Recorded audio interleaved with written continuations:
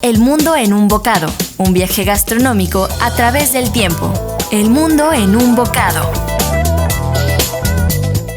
Hola, ¿qué tal amigos? Soy Patricia Suárez y nos encontramos en El Mundo en un Bocado. Hemos decidido que el día de hoy vamos a hablar de asados, pero además de asados vamos a hablar de carnes, porque también es importante saber la carne y lo que implica y lo que es una buena carne para poder llevar a cabo el asado.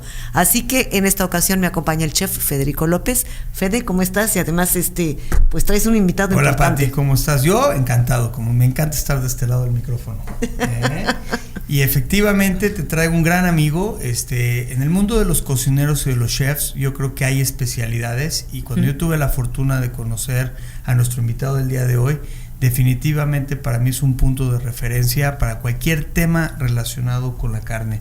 Él y yo hemos coincidido en varios festivales, hemos compartido plaza varias veces, pero definitivamente lo que es del César al César. Y bueno, tenemos el día de hoy a nuestro buen amigo Diego Elo, que es un experto en carnes, un chef consultant de carnes, y bueno, definitivamente es alguien que conoce el tema y también conoce de asados y de parrilladas y de todo lo que tenga que ver con ese maravilloso momento de compartir con los amigos. Bienvenido y muchísimas gracias por estar con nosotros, Diego. Gracias, Pati, gracias, Federico, un placer. Bueno, ¿qué les parece si vamos a un reportaje antes de iniciar de lleno con la conversación? Porque hay mucho que preguntarle. Vamos, mucho. Padrísimo. Vamos a ver el siguiente, vamos a ver y a escuchar el siguiente reportaje. Adelante. La carne se divide en dos grupos. La carne roja, que se caracteriza por su color, es un poquito más difícil de digerir y consumirla y brinda al organismo proteínas, hierro, vitamina B y grasas. Y la carne blanca, que es de color casi blanco, es más ligera y aporta menos calorías. Lo recomendable es agregar a nuestra dieta la carne roja unas 3 veces por semana y el resto de los días dividirlos con pescado y carne blanca, como podría ser pollo o pavo. En esta ocasión hablaremos de la carne roja porque son muchas las ocasiones en que nos gusta reunirnos con los amigos para hacer asados. El animal se divide en 4 partes: cuarto trasero, cuarto delantero, costillar y lomo, que tienen diferentes músculos para distintos usos en la gastronomía. Existen 3 clases que determinan la calidad de un corte: Prime, Choice y Select, basados en el marmoleo o grasa que hay entre los músculos del animal y que tienen relación entre su suavidad, sabor y jugosidad. Estos son los principales cortes de carne para un buen asado a la parrilla. Picaña o tapa de cuadril, que tiene una capa de grasa alrededor, dándole un mayor sabor y jugosidad. Se encuentra en la parte trasera de la res. El chuletón, un corte tierno de la parte delantera del lomo, y su marmoleado proporciona mayor jugo. Arrachera, es un poquito más dura, pues la encontramos en el diafragma de la res. El grosor no debe rebasar los 2 centímetros. Aguja de res, la carne es más delgada con pequeños huesos que le dan un gran sabor, obteniéndola de la parte donde se unen el lomo y el pescuezo. Top sirloin, muy suave, jugosa, con poca grasa intramuscular, pero con una capa de grasa periférica que nos ofrece gran sabor. Está en la parte trasera de la res, anterior a la pierna. Tibón, tiene un hueso en forma de T y nos lo da el lomo de la res. Es una carne suave y jugosa y no debe ser de más de 2 centímetros de grueso. Por último, checa estos consejos para tener una buena carne. El lugar de donde la compras tiene que ser el de confianza, en donde la carne esté refrigerada en la temperatura adecuada. Si la carne te huele agria o ácida, está en mal estado. Revisa que esté bien empacada, sellada y que su empaque no esté roto ni goteando. Si el color rojo de la carne es más vivo, estará más fresca. La cantidad de grasa es importante. Búscala con marmoleo para que te quede más suave y jugosa, y elige el grosor adecuado. Entre más gruesa, más tarda en cocerse. Un buen corte no puede ser menor a 2.5 centímetros ni mayor a 3.5 centímetros. Lo ideal es un grosor mediano. Ahora sí, a disfrutar tu asado.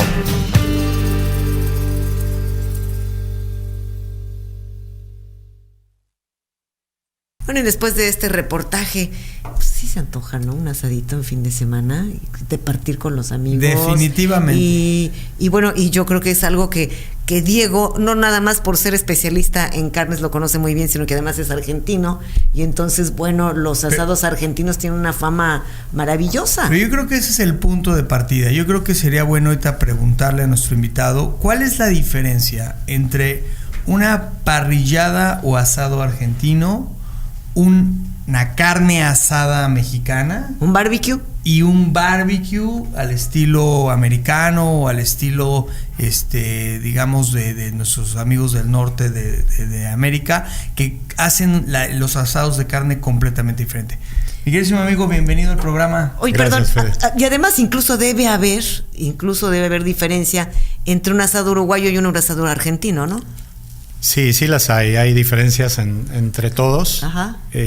Lo que tienen en común todos es que es para juntar gente amiga, para compartir momentos, para darse a conocer, estar en buena plática, compartir buenos vinos. Todo tiene esa finalidad, yo creo. ¿Dónde empieza el asado? A ver, ¿dónde empieza el asado? Uy, empieza cuando termina el último. O sea, una semana cuando estamos haciendo el anterior, ya estamos planeando el que sigue. El otro. Nos vemos el próximo fin de semana, y es como la gente se organiza. En muchos lugares, me preguntaba, yo tengo 25 años viviendo aquí en Cancún y soy originalmente de Argentina. Toda mi vida crecí viendo cómo mi padre hacía sus asados todos los domingos, y la forma de hacerlo, el ritual, todo lo que lleva. Cuando llegué a México y yo hacía los asados, vi que era totalmente diferente, no que sea mejor o peor, pero lo que veía en Argentina con mi papá, todo el mundo estaba alrededor de él, le daba su copita de vino, lo atendían, ¿qué quieres? Te traigo esto, lo otro. Y aquí no es tanto así. Luego piden un aplauso para el asador, es el rey del momento. Acá me costó acostumbrarme un poco a que nadie me dijera nada, ni que te traigan una copa de vino. Es que has estado en el sur, amigo, porque en el norte del país sí, la carne asada es sagrada. Sí. O sea, la discada o lo que viene siendo yo creo que desde el jueves, yo podría decir que todos los días, pero jueves, viernes, sábado, domingo, la carne asada es igual un momento de reunión familiar, es un momento de convivencia, pero también es un momento de compartir esos alimentos del día a día de las rancherías. Vamos a tomar en cuenta que la carne asada se da donde hay producción de carne, y la producción de carne generalmente pues los mejores cortes o los mejores productos se guardan para el fin de semana y se guardan generalmente para compartir con la familia, ¿no? Es correcto. Estados Unidos es lo mismo, ¿no? O sea, es lo que te decía, el barbecue es completamente diferente, ¿no?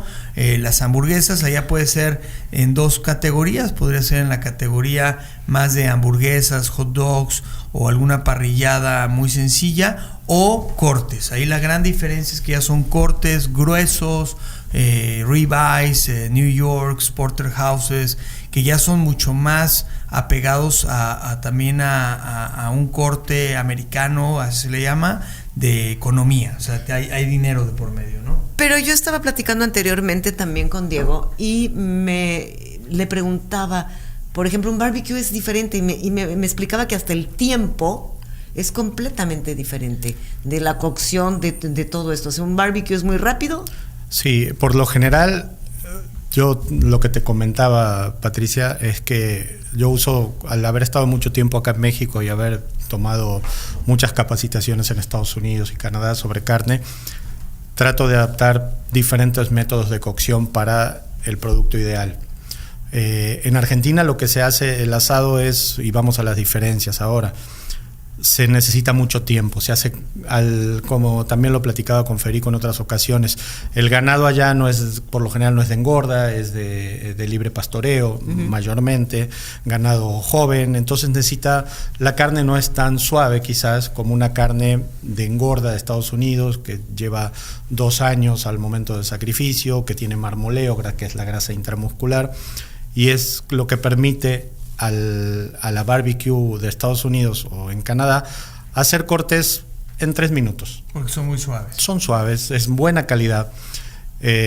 También hay diferentes tipos de calidad, que eso es otro tema, pero sí, en Argentina por lo general los mismos cortes de un ribeye que en Estados Unidos lo hacen en 3 minutos, aunque tenga 1 pulgada, o en 4 minutos que tenga 1 pulgada de ancho, en Argentina se toman más el tiempo para hacerlo y lo van acomodando arriba del asador en diferentes áreas donde hay diferentes temperaturas, donde se mueve debajo el carbón o la leña, y se le va dando el tiempo, es como una pintura. La verdad, esa es una obra de arte. Yo podría decir que, por ejemplo, en México es al revés, es mucho más rápido porque los cortes son más delgados, son, véngase la palabra bistec o costilla, que son parrilladas mucho más calientes, con una brasa mucho más caliente, y es vuelta y vuelta. Así es. Pero entonces yo creo que aquí es donde estamos realmente empezando a tener las principales diferencias. Uno es tamaño de corte, otro es temperatura de la brasa y otro es el tiempo de cocción, ¿no?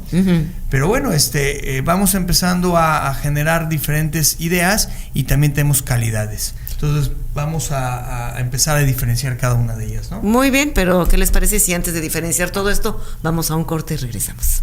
Vamos. Continúa escuchando El Mundo en un Bocado. Estamos de nuevo con ustedes aquí en El Mundo en un Bocado por el 92.3 de FM, el 740 de AM y por radioformulaqr.com. Y bueno, asados diferentes, tipos de carnes diferentes, tipos de cocciones diferentes, hasta creo que asadores diferentes, ya no entiendo nada, a ver, explíquenme.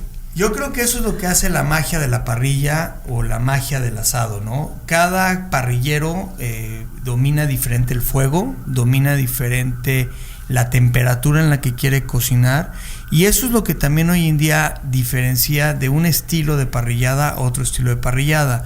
Yo podría resumir, y me corriges, Diego, que la parrillada argentina es una brasa muy suave de mucho tiempo, y vamos a decir que la carne asada de nosotros los mexicanos es una brasa viva, muy caliente, con cortes muy delgados y muy rápidos.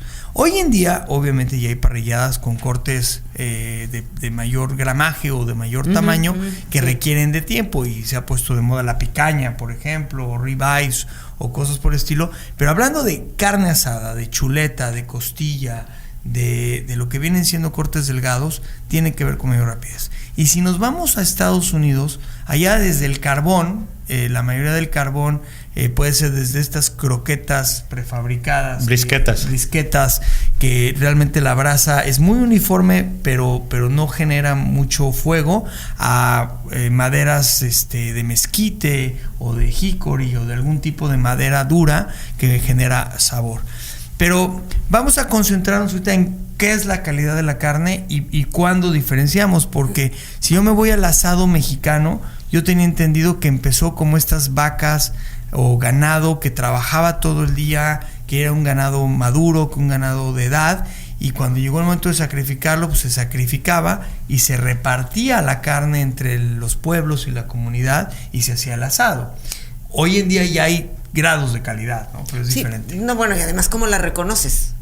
Porque además, por ejemplo, un pescado más o menos sabes cómo lo reconoces, los ojos, tiene ciertas características, pero una carne, ¿cómo reconoces una buena carne? Diego, venga. Bueno, es mucho más fácil todavía de reconocer.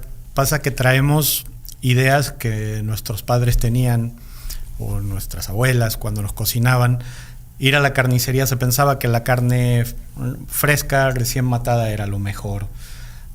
Es la carne de estos pueblos que te digo que exacto.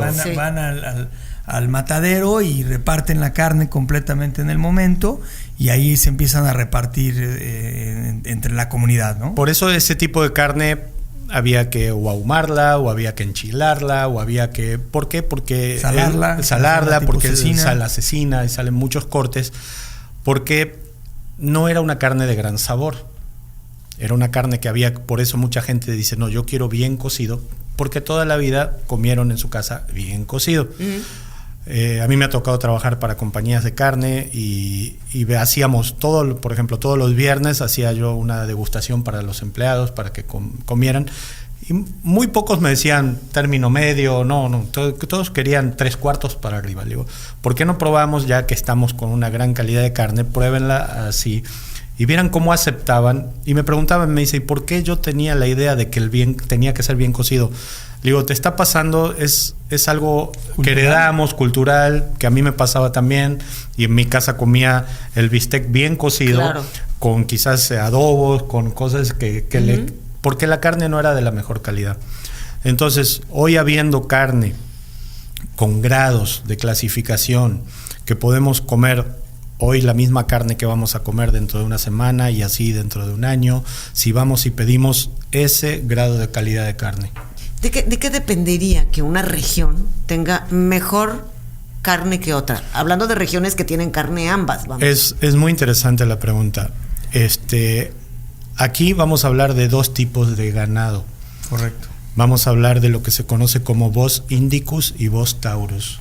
Son las dos principales razas de ganado, especies de ganado, donde el Bos indicus es lo que conocemos como el ganado cebuino o el brahman o el que tiene la jorobita, que se da en clima cálido, se da en las regiones Tabasco, se da en Tizimín, acá muy cerca, que es una zona ganadera, pero ese ganado no puede ser criado en las zonas de Monterrey, de Sonora, de Torreón, porque no aguanta el clima que es más frío. Igualmente allá lo que tienen en abundancia son ganados ya de razas europeas, charolais, Hereford, Angus, cruzas, que son ese ganado es principalmente para la producción de carne. De ganado de engorda, así por su alto contenido de grasa intramuscular. Y lo interesante de todo esto, y es algo que bueno, por lo que dice Férico, el ganado, si se acuerdan o se imaginan el ganado cebú, que es muy también de Brasil, de la India, tienen una joroba, y esa joroba, que en Brasil se la conoce como cupín, y se sirve, es pura grasa, tiene mucha grasa.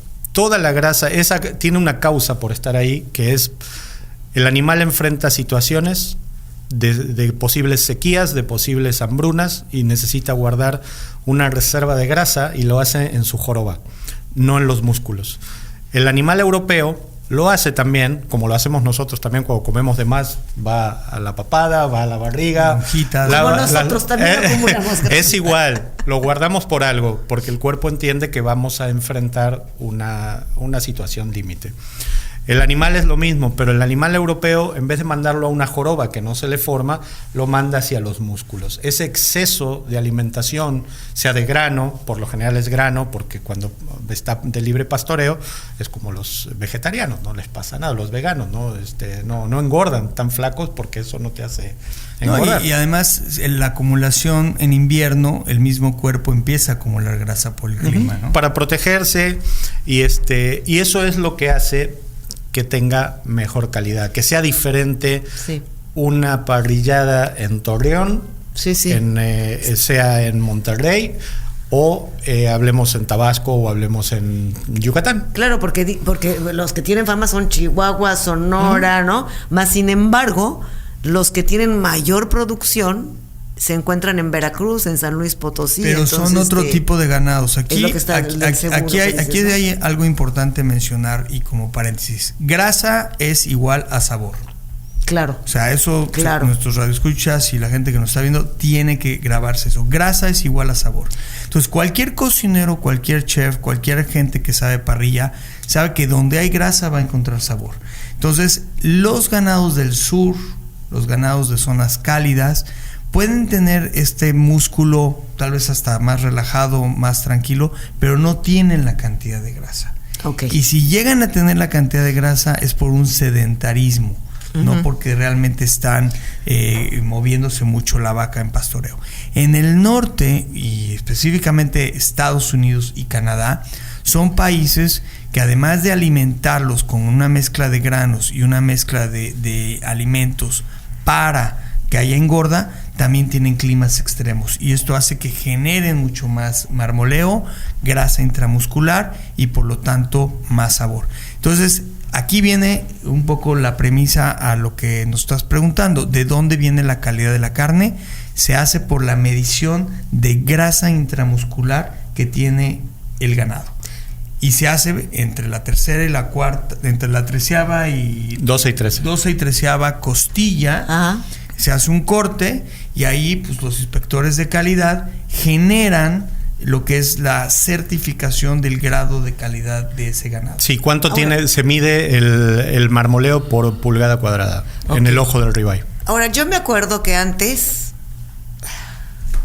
como 20 años más o menos, o más, quizá 25, se hablaba mucho de Hereford y poco de Angus. Ahora se habla más de Angus y poco de Hereford. ¿Cuál es la diferencia entre una y otra? Pero bueno, no sé si da tiempo, lo contestamos.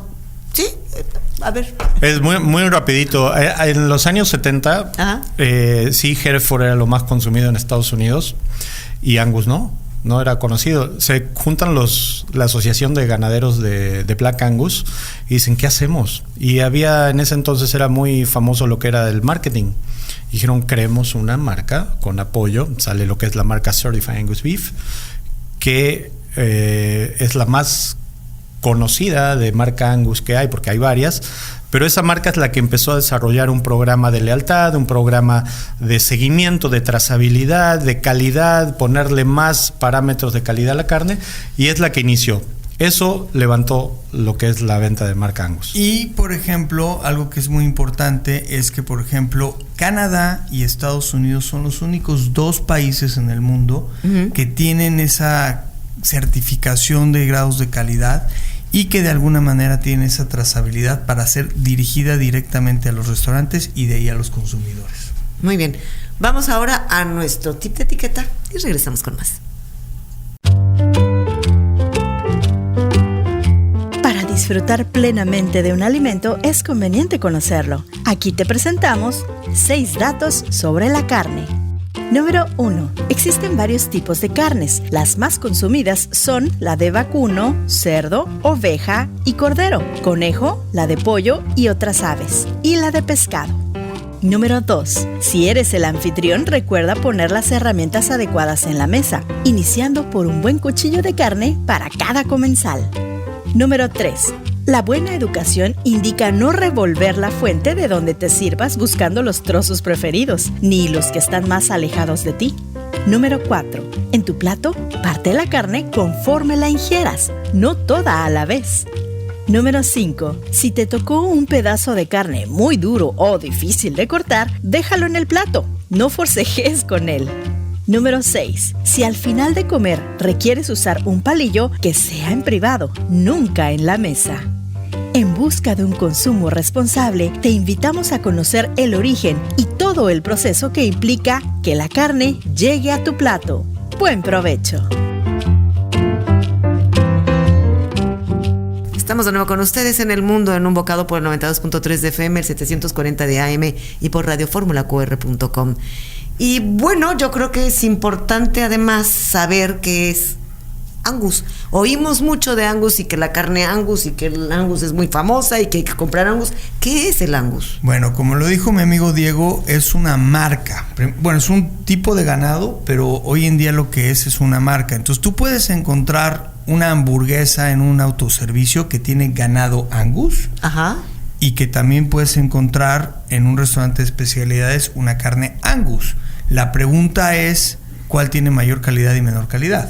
¿Cuál es? Porque las dos, porque de alguna manera las dos son Angus. Ajá. Aquí tiene que ver de dónde viene esa carne, o sea, de qué tipo de selección de calidad tiene la carne. O sea, encima de que es Angus y que se supone que es mejor, Angus tiene clasificaciones todavía. Exactamente. Ok. ¿No? Bueno, es un tema. Yo he sido por muchos años especialista de la marca Certified Angus Beef, y es un tema que tengo muy bien estudiado y he sabido explicarlo, porque esta pregunta no es me lo hacen en restaurantes o cuando a veces doy clases en universidad sobre la carne y entonces, pero todo lo Angus es igual. No es, en un Angus, en un animal tipo Angus puede haber más diferencias que entre un Angus y un Hereford de la misma clasificación de grado. Uh-huh. Podemos tener, y acá vamos con el tema de clasificación. La clasificación en Estados Unidos y Canadá más alta es lo que se llama Prime. Sí. Si van a algún club de compras, uh-huh, no se pueden nombrar, pero bueno, los clubes de compras, por lo general vienen el sello y dice Prime, dice Choice o dice Select, que son los principales. Que cabe mencionar que solamente el 1% de la producción mundial de carne, ajá, es Prime. Que ese es el mejor, es el súper. Siempre va a ser muy parejo. Podemos encontrar un ganado Hereford y Angus, sin que sean de alguna marca en especial, que sean los dos Prime, hacer una cata ciega y los dos están buenos. Okay. Pero podemos hacer una cata de Angus y van a ser de 4 animales diferentes Angus que dieron diferentes clasificaciones, calidades y van a ser totalmente diferentes. O sea, cambia, bro. No, totalmente. Sí, hay más similitudes en diferentes tipos de ganado, pero con mismo grado que dentro de un mismo ganado. También cabe mencionar que dentro del universo de lo que nosotros lo conocemos como choice, o alto choice, hay diferentes programas. ¿Qué significa? Los ganaderos alimentan o cuidan de manera diferente a ciertos ganados para ciertas marcas o ciertas clientes o ciertos sectores de la industria de food service y generan programas. Ahora, aquí viene la parte importante. La mayoría de ustedes, los consumidores de casa, en los supermercados, van a conseguir una carne que está entre un choice y un alto choice.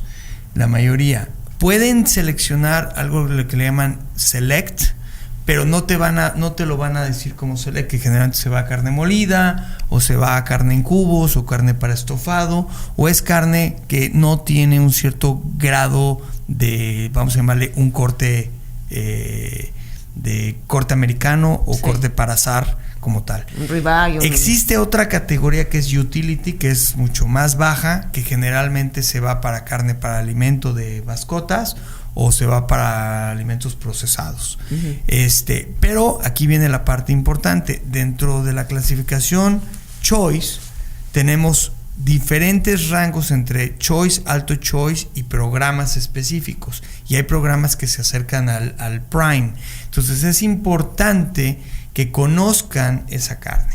Ahora, en México no tenemos ningún tipo de clasificación oficial. La única clasificación que hay es sanitaria, que es la TIF. O sea, no tenemos prime, choice, select, nada de eso. No existe. No hay ningún organismo que lo haga, pero hay ganaderías, hay ranchos, hay productores que pueden hacer algún tipo de selección que entre dentro de la categoría prime, alto choice o choice. Ahora, aquí viene algo bien importante. Mucho del ganado mexicano se va a Estados Unidos en pie, o sea, se va el animal en pie. De becerro. En tipo becerro, se termina de engordar en Estados Unidos y regresa a México. A ver, y ahí yo tengo una pregunta. ¿Tiene fama la carne de tener hormonas, Diego? ¿Qué onda con las hormonas en la carne? Eso lo va a contestar. No, claro, por supuesto. Digo, ¿sí o no? Todos necesitan, inclusive dijiste hormonas, también la vacunación, hay antibióticos. Hay ganado que viene libre de hormonas y antibióticos. Al momento de que se sacrifica y se empaca y se le hace un estudio a un ganado que tenga libre de hormonas y al otro, el porcentaje es ínfimo. Te tendrías que comer, yo creo que 500 kilos de carne en un día para que te hiciera algún efecto diferente, ¿no? Ajá. O sea, no lo necesita. Hay mortalidad en los hatos ganaderos donde tienen los animales en engorda, los tienen que separar, no se pueden enfermar. Entran en cuarentena. Hay que vacunarlos, hay que cuidarlos. Es como cuando éramos bebés, ¿a quién no le dieron una vacuna?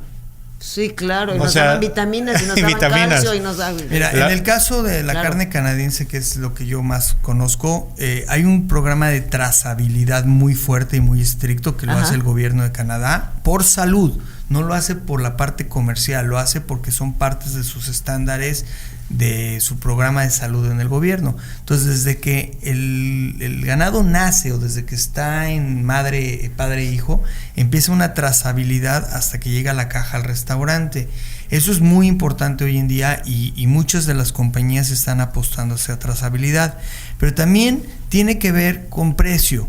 O sea, hoy en día un ganado cuidado, un ganado que tiene una cierta talla, que tiene una cierta alimentación, pues tiene un precio. Si tú lo quieres libre de hormonas, de libre pastoreo, que sea una happy cow, pues necesita mucho más espacio, necesita mucho más cuidado y necesita mucho más alimento de pastoreo para que ese animal llegue a la talla. Entonces lo que hay es una mezcla. Lo que es importante es que se informen. Lo que más importa hoy en día es que vean de dónde viene ese producto, porque no voy a decir que todas las carnes son de gran calidad, ni tampoco voy a decir que todas son lo peor. Hay diferentes calidades y hay diferentes tipos de carne. Lo que es importante hoy en día es conocer a su proveedor, conocer a su distribuidor de carnes. Si es un autoservicio, realmente preguntar el origen del producto, porque entre más ustedes, los consumidores, empiecen a cuestionar y a preguntar de dónde vienen los productos y de dónde es el origen, claro, más cuidado los ganaderos van a tener cuidado del producto. Hablando de la hormona, y a mí me tocó preguntar esa pregunta y me decían que lleva el equivalente a no más de 2 pastillas de anticonceptivas de las que tomas una mujer en toda la vida del ganado. Entonces la cantidad de hormonas es muy pequeña, es ínfimo, comparado con la que se puede imaginar. Y generalmente se lo hacen para regular su peso o para estimular su peso cuando están desbalanceados. Pero este tipo de preguntas las pueden ver o las pueden hacer directamente a las páginas de Canada Beef o de US Meat, que son los 2 organismos que están preparados para contestar esas preguntas. Ahora, la pregunta es que si México está preparado para contestar esas preguntas. ¿Está? Hay una organización mexicana de la carne vacuna, por supuesto, sí hay, pero nos lleva mucha ventaja lo que es Estados Unidos y Canadá. Además han vivido también otras cosas de Europa y demás, y este síndrome de las vacas locas en los 90s, y bueno, que por eso me imagino que también la trazabilidad por salud. No tiene mucho tiempo que se dejó importar a México desde Estados Unidos y Canadá carne con hueso. Eso es muy nuevo. No se podía hace 7 años, 8 años más o menos, ciertos cortes con hueso por el tema que comentas. Y eso nos lleva al siguiente tema, que es carne añejada. Caray, eso está muy bueno. Claro esa que no sí. Me la sabía. Carne añejada. Hasta Diego lo sorprendiste, me encantó.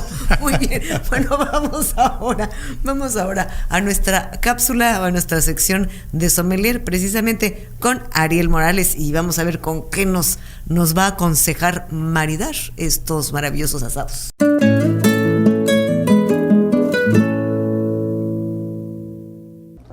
Hola, amante, apasionado y aficionado del mundo del vino.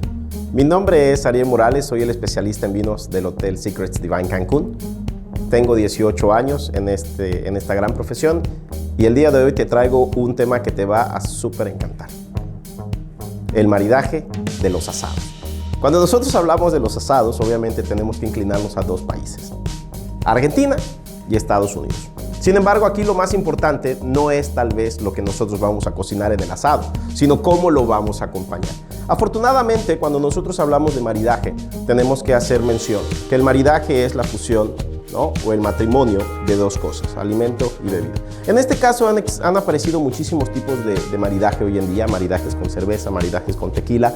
Obviamente el día de hoy nos vamos a enfocar en el maridaje del vino. Cuando nosotros hablamos de un asado, obviamente hablamos de proteína muy estructurada, con mucha cantidad de grasa, con esas características que requieren y demandan, pues obviamente un vino con un poquito más de fuerza, más estructura, probablemente vinos con barrica de roble, probablemente con vinos que nos aporten mucha tanicidad, un nivel de acidez. Bien. Yo les voy a recomendar el día de hoy para que acompañen sus asados, ya sea de Estados Unidos, ya sea de Argentina, ya sea mexicano, cualquier tipo de asados coloquial que vayan a hacer, les voy a recomendar 3 variedades de uva. La primera, la que acompaña súper bien este tipo de comidas, es el Cabernet Sauvignon. Sus estructuras organolépticas nos ayudan muchísimo a limpiar el paladar, que es obviamente el objetivo principal de un maridaje, que cada bocado sea tu primer bocado. Posteriormente te voy a recomendar algo súper clásico aquí en México, que son los vinos de España. Los vinos de España nunca pasan de moda, son buenísimos y además el tempranillo pasado por barrica de roble te da esa complejidad, esa estructura que obviamente también va a ayudarnos muchísimo en el maridaje de estos asados. Te voy a recomendar, si ya te quieres ver un poquito aventurero, que te vayas a Italia, Piemonte. Los Barolo, los Barbarescos también son vinos muy agresivos, muy astringentes, muy redondos, muy completos, que nos van a ayudar también al tema del mundo, al tema del maridaje. Muchísimas gracias, esto es todo, hasta la próxima.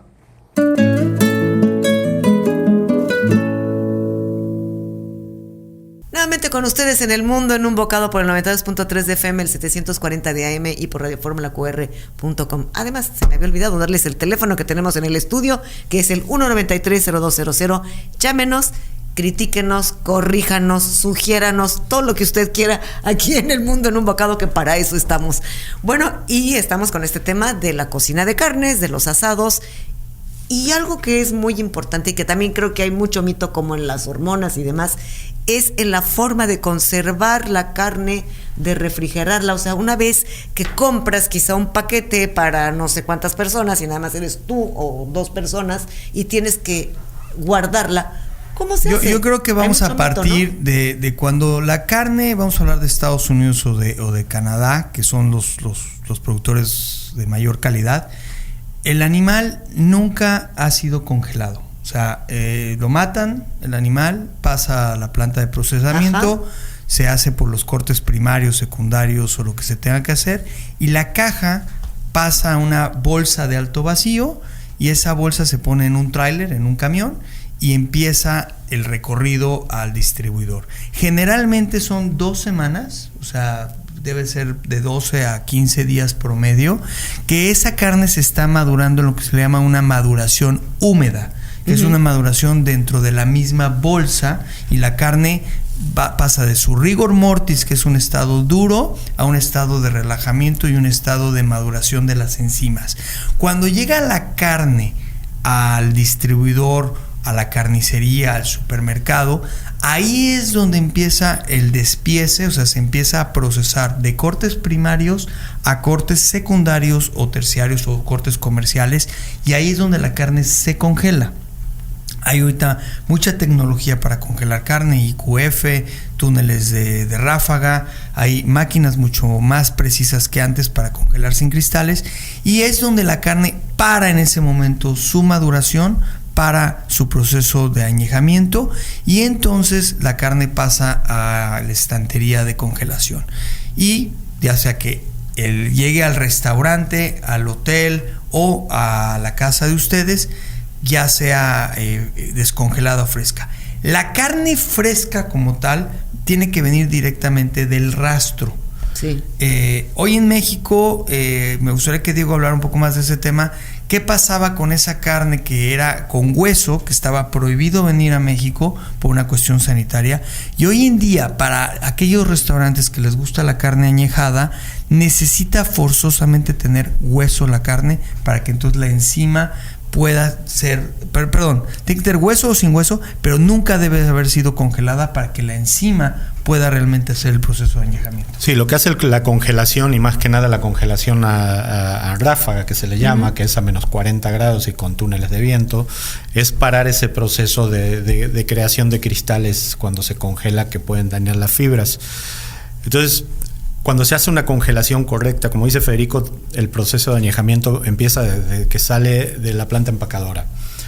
Cuando alguien hace una importación de carne y tiene que añejar, hay cortes que se deben añejar primarios, por ejemplo, el filete o tenderloin se tiene que añejar 21 días. ¿Para qué? De determinada calidad, para que se ablande un poquito mejor, tome un poquito más de sabor. Eso en húmedo, en su empaque. Al momento en que llegan los 21 días al túnel de ráfaga, para todo el proceso, y ya eso lo podemos conservar hasta año y medio, 2 años. Que es como se comercializa, generalmente. Como se comercializa, porque tampoco podemos... Yo creo que es como el tema de la leche. Me ha tocado ir a plantas de proceso de quesos y dicen, no usamos leche fluida todo el tiempo, usamos leche en polvo, porque no podríamos recibir ahí producción por el precio, claro. Y eso vale. La carne también, y esto es muy importante, dicen, ¿por qué está más cara o por qué este aumentó y el otro aumentó? Hay épocas del año donde vuela el ribeye. El ribeye llega a estar $10 la libra en Estados Unidos en la planta de proceso. Hagan las cuentas. O el pecho de ternera, el brisket. Todo cambia. Entonces claro, no se puede, uno no puede decir, mándame ahorita dentro de un mes, mándame. No, es como la bolsa de comercio.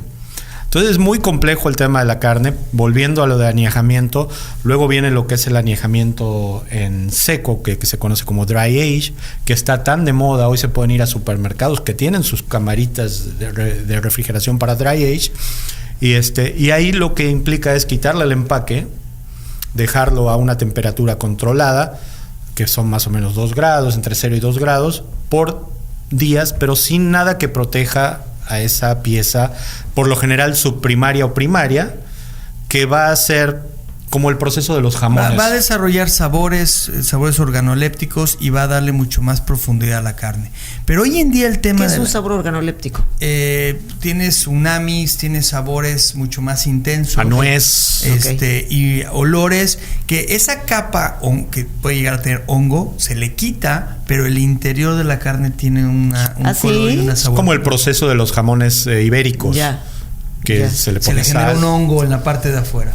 Pero bueno, el mundo de la carne es muy complejo, no creo que nos dé ahorita tiempo. No, bueno, y además hay mucho más que hablar de carnes, ¿no? Pero lo que es importante es acérquense a nosotros y Diego, ¿por qué no das tus datos? Porque yo creo que es importante tú como un consultor y experto en carnes, que la gente se acerque a ti, que la gente nos diga qué hacer, ¿no? A ver, ¿te parece si vamos primero al panorama gastronómico y ya concluimos con esto precisamente? Porque todavía hay muchas dudas y entonces sería interesante la página de Diego. Vamos al panorama gastronómico.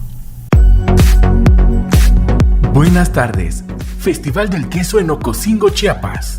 Con el objetivo de promover la gastronomía de las diversas regiones de Chiapas y fortalecer la identidad de las comunidades, este mes de agosto se llevó a cabo el 5º Festival de la Gastronomía Chiapaneca, desde la cabecera municipal de Ocosingo. Los sabores de cada municipio chiapaneco se traducen en atractivos y experiencias únicas para los visitantes que contribuyen a fortalecer la actividad turística, viajando por este estado. En el festival gastronómico participaron 22 productores de la región y fue realizado en honor a los artesanos locales productores del queso bola, platillo estelar reconocido en las grandes cocinas a nivel nacional. 6 semanas, 6 chefs, 8 estrellas Michelin. El Festival Gastronómico Supervía finalizó con gran éxito en el Hotel Único de la Riviera Maya. El evento se realizó durante varias semanas, del 17 de julio al 25 de agosto, y dicho centro de hospedaje fue sede de una nueva experiencia culinaria, presentando a 6 chefs de restaurantes galardonados con estrellas Michelin y catalogados con el premio 5 Diamantes Estrella. Durante ese tiempo se llevaron a cabo cata de vinos, degustaciones de tequilas, cócteles artesanales y fiestas en la piscina. Congreso de Gastronomía. Con el objetivo de actualizar el conocimiento e investigación en dicho tema, del 12 al 14 de septiembre se realizará en este polo turístico el 4º Congreso Internacional de Gastronomía por parte de la Universidad Tecnológica de Cancún. Julián Aguilar, rector de la Casa de Estudios, comentó que el evento no solo está dirigido a estudiantes, sino a empleados y emprendedores del sector de alimentos en Cancún. Para ello, se contará con la participación de reconocidos chefs internacionales, los cuales darán a conocer las tendencias del mundo culinario a través de talleres y conferencias. El rector indicó que los estudiantes de gastronomía de dicha casa de estudios cuentan con nivel y calidad, lo cual han demostrado en los intercambios estudiantiles en otros países, donde han realizado sus prácticas. Hasta aquí con el panorama gastronómico de El Mundo en un Bocado. Bueno, después del panorama gastronómico, desgraciadamente ya tenemos muy poco tiempo, solo 2 minutos para cerrar y bueno, yo me quedé con muchas dudas, me quedé con ganas de saber, bueno, ¿qué hago después de llegar al súper o una carnicería y comprar la carne? ¿La meto al congelador? No, la meto al refrigerador, la hago inmediatamente. O sea, hay muchas cosas, la sangre, esa cosa roja que vemos es sangre en la carne, es el líquido rojo o no, en fin, a ver, ¿qué vamos a hacer? Diego, yo creo que dinos dónde pueden encontrar. Mire, en redes sociales, tanto en Facebook como en Instagram, pueden buscar Beef Advisor. Ahí me van a encontrar. Ahí tengo, consejos, fotos, videos de todo lo que estuvimos platicando. Beef Advisor, nada Beef más. Advisor. Beef Advisor. Advisor, ¿no? con B chica. BEEF Advisor. Advisor. Ajá. Sí, tanto en Instagram como en Pues mira, hay Facebook. muchísimos temas. Yo creo que también las páginas de Canada Beef, de US Meat, de los productores mexicanos, de los ranchos y ganaderías mexicanas. Pero esto yo creo que se extiende la invitación, amigo, a volverte a invitar. Vamos a planearlo porque hay muchísimos temas sobre la carne, mitos y realidades de la carne, usos de la carne. Pero traigo mi parrilla. pero traes la parrilla, me parece muy bien. Claro que sí. No, bueno, hasta las hamburguesas. No hay mucho de que qué si hablar. la carne de la hamburguesa, no, pero tienen unos mitos también increíbles. Tipos de grasa, cantidades de grasa. Escríbanos y díganos qué tema quieren, por favor, que les platiquemos, ¿no? Muy buena idea, claro que sí. Bueno, pues entonces ya se nos terminó el tiempo, pero pues esto fue nada más el inicio, hay mucho que hablar al respecto. Muchísimas gracias de verdad al chef Diego Elo, gracias chef Federico López, gracias al equipo de arte que nos hacen los tips de etiqueta, desde luego al equipo de producción y a todos los que hacen posible este programa, como también al sommelier Ariel Morales, pero sobre todo a ustedes, amigos, a ustedes que nos acompañan cada sábado, y por supuesto los invitamos precisamente al próximo en punto de las 12 del día para comernos el mundo en un bocado. El mundo en un bocado, un viaje gastronómico a través del tiempo. El mundo en un bocado.